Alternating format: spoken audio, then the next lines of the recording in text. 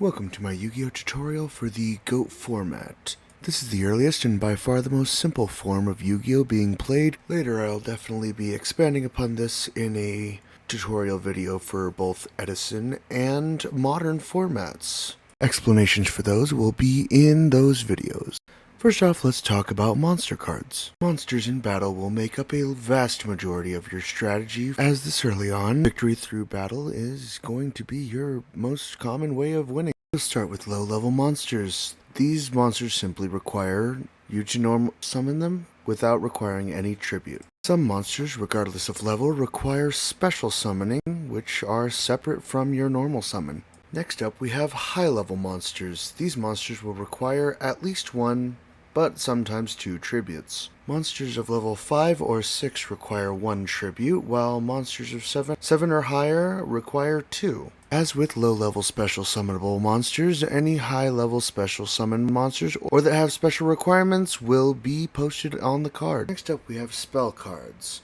Spell cards are split between normal spell cards, which leave the field after being used, continuous spell cards, which remain on the field, field spell cards, which have their own special zones but stay on the field similar to continuous spell cards, and equipped spell cards, which will remain on the field until the monster they are equipped to is destroyed or leaves the field. These can be used from the hand or set on the field to be used later.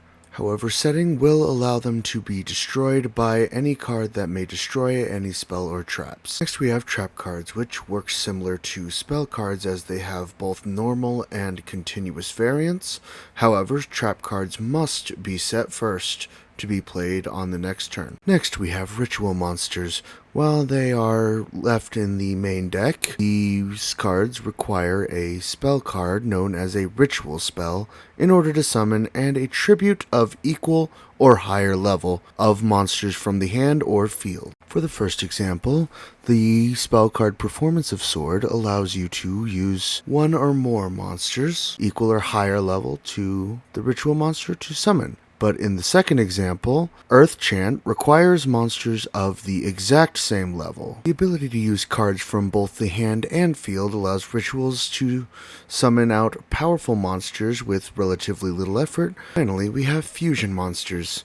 These exist outside of the deck in something known in only this format as the fusion deck, as other extra deck monsters, as it is referred to now, have not yet been implemented into the game. Fusion monsters are summoned by sending 2 monsters, specified as the required materials, to the graveyard with a card called Polymerization. For a small show of how this works, I will show you a short test hand.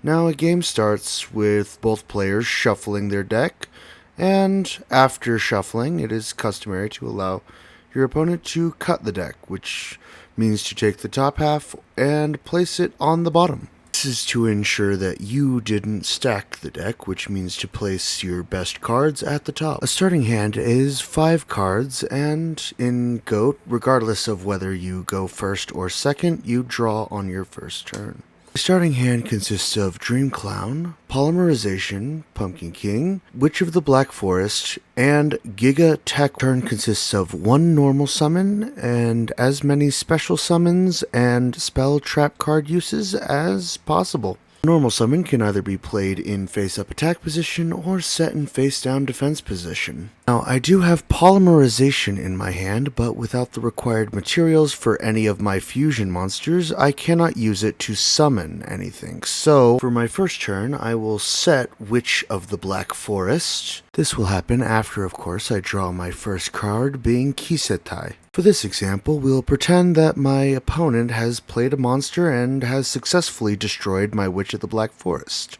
This activates her effect, which allows me to search my deck for a monster with an attack of 1500 or less. Now is where the Dream Clown and the G.O.A.T. Wolf in my hand come into play.